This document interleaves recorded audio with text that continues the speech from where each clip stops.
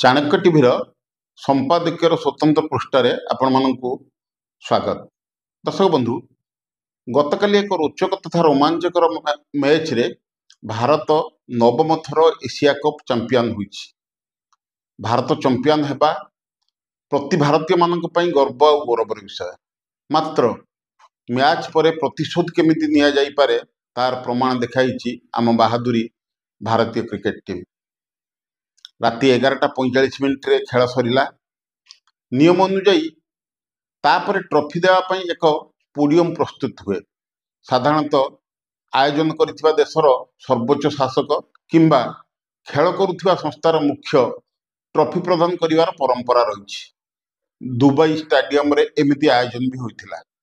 Asia cricket committee सभापति मोहसिन नकवी पूर्व घोषणा अनुजाई ट्रॉफी देवाक आसीथिले। से मध्य पाकिस्तान कैबिनेट मंत्री अछंती।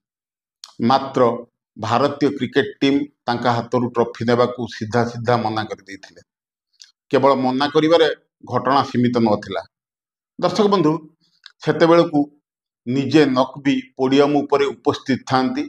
से तळकू न ओह्लाइबा जाए ट्रॉफी न देवाकू जिद धरिथिले कैप्टन सूर्य कुमार। ताहा ही हला। राति प्राय 2:30 अपमानित हुई नकवी पोडियम ओह्लाई आउ भारत चैंपियंस ट्रॉफी ग्रहण करने बेलू नकवी ट्रॉफी नहीं निजे रोहुवा होटेल को पलाई जाइथिले। दर्शक बंधु, रोचक कथा है पाकिस्तान कैप्टेन रनर्स अप पई दिया जाउथिबा चेक को ग्रहण करी सेइठारे फोपाड़ी देवाकू बाध्य होइथिले। दर्शक बंधु, भारतीय क्रिकेट टीम रो महानता मानविकता परिचय देइछि। चैंपियंस ट्रॉफी जीतवा राशि को पहलगाम पीड़िता तथा भारतीय सैन्य बाहिनी को प्रदान करथिले कैप्टन सूर्य कुमार।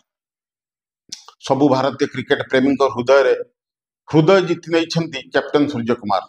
गतकाली घटनार समस्त भारतीयों पई यह थिला एक गर्वर विषय।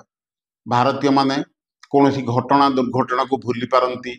जे जाए प्रतिशोध न नहीं यही घटना तार प्रमाण। प्रतिशोधर निया प्रति भारतीय नागरिक मानक मनरु लिभि नाही एथिरु प्रमाणित। चैंपियंस ट्रॉफी देवाकू शनिवार पाकिस्तान मंत्री तथा एशिया क्रिकेट एसोसिएशन एसीसी अध्यक्ष मोहसिन नकवी चैंपियन ट्रॉफी को जीतिबा टीम को देवाकू ट्वीट करी कहिथिले जे मु फाइनल मैच रे जीतिबी, टीम को ट्रॉफी देवी, अर्थात पाकिस्तान जेमिति हेउ फाइनल जीतिबा आवश्यक। एही मंत्री ऑपरेशन सिंदूर बेले भारत उपरे एटम बम पकईवा पई धमक भी देइथिले। भारत मैच जीतिला। ऑपरेशन सिंदूर जारी रहिथिबा बेले ऑपरेशन तिलक सफल हैला। Tilak Varma man of the match हेले। भारत सबु चैलेंज को ग्रहण करी देखाई देला। कहारी आगर भारत केबे मुंडो नुआए नाही।